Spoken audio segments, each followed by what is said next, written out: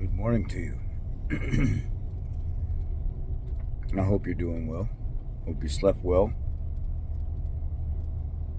If you didn't sleep well, you know how to make yourself feel good. This morning's topic is going to be about hack mechanics. Or just mechanics that are shit. And they really don't know what they're doing, but they're trying to make $1. And they're learning through trials and tribulations. So we're going to talk about this when we get to the office, and that's where we will be with this topic today. Well, now we're at the shop, and I'm sitting up front, and I'm like, you know what? Let's do the video right here.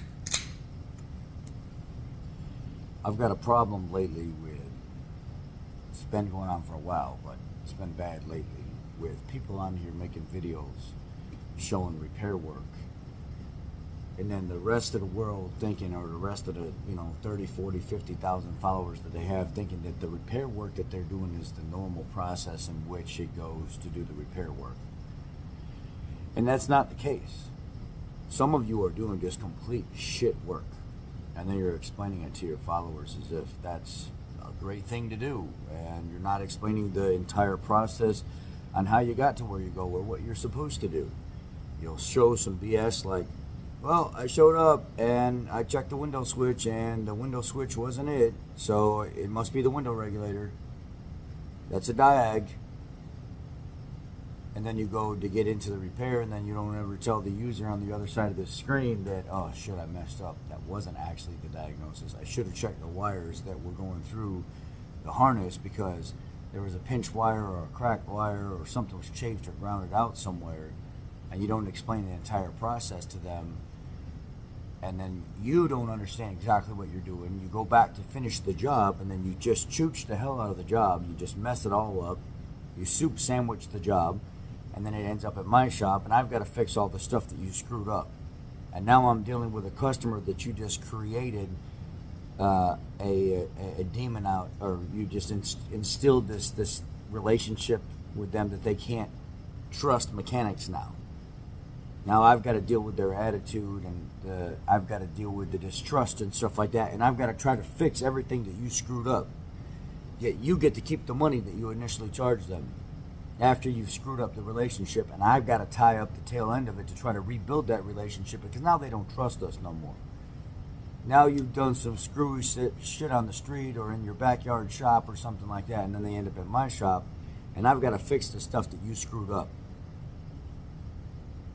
That's what gives this industry a bad name.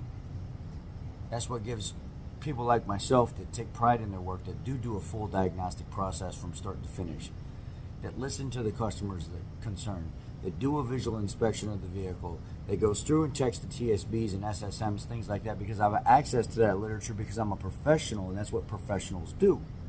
Then I go look at the vehicle and I try to assess where I need to start. I check for codes and stuff like that. It may lead me in the right direction before I even touch a component. And then I'll go start looking to see what's going on. But some of you won't do that. Some of you just think that you just automatically know, and then you realize you're full of shit. You put out videos and stuff anyway, and then we have to end up fixing it. It's going to get to a point on here where people start getting dimed out and called out just because of the shit work that people see going on. And it's starting to transfer over into the rest of the automotive world. It's starting to transfer over into the online groups and stuff like that. Like, what the hell is this guy doing? This is exactly why us shop owners, this is exactly why this, that, and the other. This is exactly why we have the issues that we have in the shops when customers come to us, is because people like this on the street, these mobile mechanics, these backyard mechanics, these alley mechanics, the hole in the wall, I do everything out of my garage, but I do shit work mechanics, and then they end up at our place with us actually having to fix it right, and we're eating less because the customer doesn't want to pay for the full repair because they've already been screwed over by somebody. And then I have to waste my time, not waste, it is a waste because it should have never got there to begin with. I have to waste my time trying to re-engage that customer and change the way that relationship is because of something you screwed up. There's a lot of dudes out there that are doing mobile mechanic work and backyard alley shade tree mechanic work that and other shops too that are just taking people's money. That's all they need. As long as they get the money in their hand, that's it. They look at the vehicle, they can make that diag, they move on about their business. And those are the same dudes that ain't got no business working on anybody's vehicle without some formal training or years, and I mean years of experience behind their belt. What sucks is there's so many of them out there that are doing customers wrong. I get them in here at the shop all the time, and I have to deal with the customers' attitudes. I have to deal with them feeling like we're going to screw them over, and they haven't even given us a chance yet because somebody else screwed them over. And I'm like, oh, where did you have service done last? Man, there was some mechanic down the street here that I was referred to, by a friend. Said something about he does work sometimes, and my friend didn't even really do business with the guy, but knew of him, and I gave him a chance, and man, he really screwed my car up. Hell, I had a lady come in here with a Mercedes SUV. She said, I went to one of those mobile mechanic guys. He was working in an area, and I took my vehicle to him, and he got my whole back hatch and everything pulled apart in my Mercedes SUV. Now he don't know how to get the thing back together because the clips and stuff won't go in. He can't diagnose why the rear trunk gate won't actually open up. And I'm like, so now I'm stuck in the middle of this. I have to jump in this job and try to figure out how the trunk gate and everything, all the clips and stuff go back in. I have to figure out what this dude did with all the shit he took apart. And then I have to pick up somewhere or find a starting point in that mess to move forward before I can even finish diagnosing a customer's car. Come to find out, it was a rear SAM module that's tucked down in a very, very low corner underneath like a little hidden cubby that most people would probably never know about. But most people shouldn't be working on that vehicle to begin with because they don't know about shit like that, or they don't have the ability to diagnose stuff like that, or explain things to the other person on the other side of the screen. You out there, you're getting fed a line of shit. And you know the type of people that gravitate towards those types of people are people that do that same type of shit work themselves. And they'll defend those people. There's enough of you on here that will follow the mobile mechanics and the shit shade tree mechanics and the backyard mechanics on here to where you'll defend those people, knowing damn well that you're just as shitty as they are. You'll do the same thing. Which is sad, because it gives the rest of the industry a bad name, but you don't care, because as long as you can take that initial diag fee and not fix a darn thing, that's all you're after.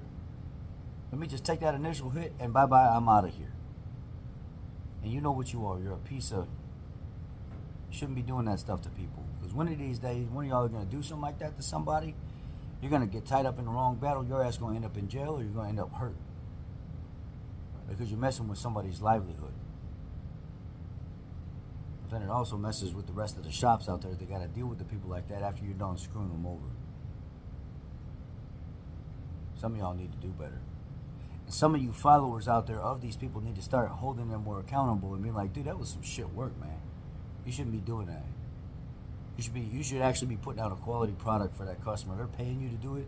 That's what you should be doing. And if you don't know how, reach out to somebody like Ford Boss or Aaron from Power Stroke Tech Talk or Cody from CP's Garage or Scanner Danner or somebody like that. Check Engine Chucks, Brandon from Performance Transmission, Eric O, Rain Man Ray. Reach out to these guys. Fluffy, Mexicanic. Reach out to these guys. They will help you. They will literally give you the answers to the problems that you're dealing with. They've been in business for a while.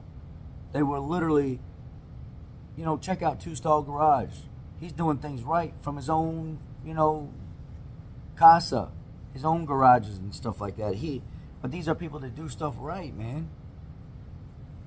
Some of y'all need to change the way you do stuff because you do shit work. And your subscribers need to start holding you accountable.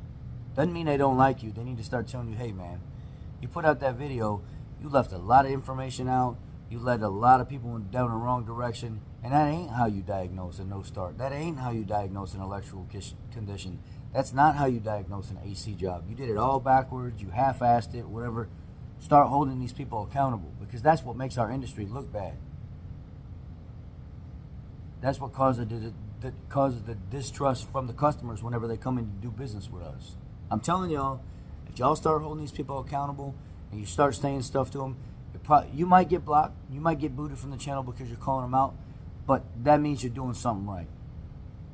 Hold them accountable. Don't get personal. Don't swear at them and stuff like that. Just tell them straight up, that was not a good repair, man. You really did not go through and show how this was diagnosed. You need to fix that. Because that's not good for the user on the other side. You're setting a bad example, and you're taking people's money, and you don't even know that you really diagnosed it correctly. You know, we live in a world of digital, social media, blah, blah, blah, where it's easy for somebody to easily be misled with no consequence. So I think at the end of the day, we need to start doing better in holding people accountable and doing right by the customer. Because that's how you set this industry up to look like shit. Some of you may not care, but I do. Start doing better work, honest work, so they don't end up at my door. And then I have to waste my time trying to figure out how to fix this customer and build that trust back up again because your ass was... because you did some choochie work and chose to take their money, and then you'll never see them again. And for those of you out there that do that stuff, you take people's money and you don't ever show back up, at least give them their money back. Don't keep their money. If you're not going to fix their car, you're not going to show back up and do what you said you was going to do. That's a coward. That's a thief. Anyhow, these are the types of things that make the automotive industry look bad, and that people need to start being held accountable. And that's the honest truth. And if y'all don't like it, if you got a problem and you go to say something negative in the comment section about the video that was just put out, you are indeed part of the problem. Because there ain't nothing that was debatable about that was just put out. Nothing. Y'all be blessed. Have a great day. Let's make the change, people.